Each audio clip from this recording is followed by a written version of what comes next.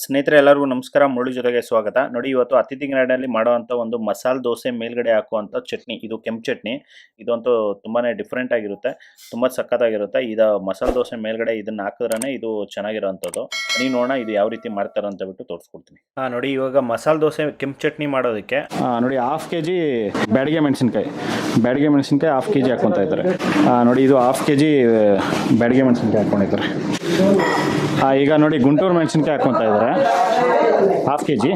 ನೋಡಿ half K G Guntur ಮೆಣಸಿನ್ಕಾಯಿ. ಇದು ದೋಸೆಗೆ ಮೇಲ್ಗಡೆ ಮಸಾಲ ಹಾಕ್ತಾರಲ್ಲ, ಆ ಮಸಾಲ ಈಗ ಆ ಚಟ್ನಿ ಕೆಂಪು ಚಟ್ನಿ ಮಾಡ್ತಾರಂಥದ್ದು ದೋಸೆ ಮೇಲ್ಗಡೆಗೆ. ನೋಡಿ, ಈಗ ಕಡಲೆಪಪ್ಪು ಹಾಕ್ಕೊತಾ ಇದ್ದಾರೆ. ನೋಡಿ 1 ಕೆ ಜಿ ಕಡಲೆಪಪ್ಪು. ನೋಡಿ, ಈಗ ಚಕ್ಕೆ ಹಾಕ್ಕೊತಾ ಇದ್ದಾರೆ. ಇದು 50 ಗ್ರಾಮ್ ಚಕ್ಕೆ ಹಾಕ್ಕೊತಾ ಇದ್ದಾರೆ. ನಾನು ಈ ಥರ ಒಂದು ದೊಡ್ಡ ಕ್ವಾಂಟಿಟಿಯಲ್ಲಿ ನಾನು ತೋರಿಸ್ತೀನಿ, ನೀವು ಡಿವೈಡ್ ಮಾಡ್ಕೊಳ್ಳಿ. ಜಸ್ಟ್ ಈ ಥರ ಒಂದು ಇದು ಒಂದು ಅರ್ಧ ಕೆ ಜಿಗೆ ಮಾಡ್ತಾರಂಥದ್ದು. ಎಲ್ಲ ಅರ್ಧ ಕೆ ಜಿ ಹಾಕ್ಕೊಂಡಿದ್ದು. ಗುಂಟೂರು ಮೆಣಸಿನ್ಕಾಯಿ ಅರ್ಧ ಕೆ ಜಿ, ಮತ್ತು ಬ್ಯಾಡಗೆ ಮೆಣಸಿನ್ಕಾಯಿ ಅರ್ಧ ಕೆ ಜಿ, ಮತ್ತು ಕಡಲೆಪಪ್ಪು ಒಂದು ಕೆ ಜಿ.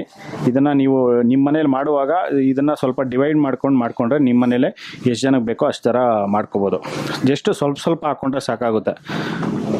ನೀವು ಮನೇಲಿ ಅಡುಗೆ ಮಾಡ್ತಾ ಇರ್ತೀರ, ಆ ಥರ ಮಾಡಿಕೊಂಡೆ. 50 ಗ್ರಾಮು ಜೀರಿಗೆ ಹಾಕ್ಕೊಂಡಿದ್ದಾರೆ. ಈಗ ಜಸ್ಟ್ ಮನೇಲಿ ಮಾಡುವಾಗ ಎಲ್ಲನೂ ಒಂದು 5 ಗುಂಟೂರು ಮೆಣಸಿನ್ಕಾಯಿ, ಒಂದು 5 ಬ್ಯಾಡಗೆ ಮೆಣಸಿನ್ಕಾಯಿ 50 ಗ್ರಾಮು ಕಾಳು ಮೆಣಸು ಹಾಕ್ಕೊಂಡಿದ್ದಾರೆ. ಧನಿಯಾ 50 ಗ್ರಾಮ್ ಹಾಕ್ಕೊಂಡಿದ್ದಾರೆ. 50 ಗ್ರಾಮ್ ಧನಿಯಾ. ಸೋಂಪು 50 ಗ್ರಾಮ್ ಹಾಕ್ಕೊಂಡಿದ್ದಾರೆ, ಒಂದು 2 ಇಡಿ. ನೋಡಿ, ಲವಂಗ ಇಷ್ಟು ಹಾಕ್ಕೊತಾ ಇದ್ದಾರೆ. ಲವಂಗ ಇಷ್ಟು ಒಂದು 50 ಇಂದ 60 ಲವಂಗ ಇರುತ್ತೆ. ನೋಡಿ, ಏಲಕ್ಕಿ ಬಿಡಿ ಇಷ್ಟು ತೊಗೊಂಡಿದ್ದಾರೆ.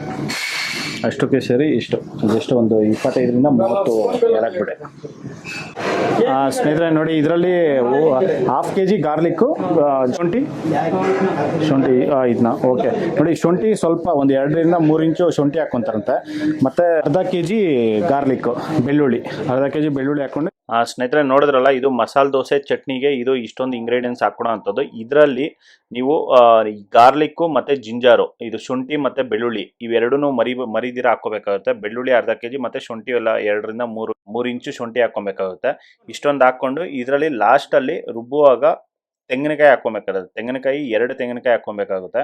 2 ತೆಂಗಿನಕಾಯಿ ಹಾಕ್ಕೊಂಡು ಇದು ಫೈನಾಗಿ ಈ ಥರ ಒಂದು ಪೇಸ್ಟ್ ಥರ ಈ ಥರ ರುಬ್ಕೊಂಡ್ರೆ ನಿಮಗೆ ಮಸಾಲೆ ದೋಸೆ ಮೇಲ್ಗಡೆಗೆ ಚಟ್ನಿ ಅನ್ನೋದು ರೆಡಿ ಆಗುತ್ತೆ.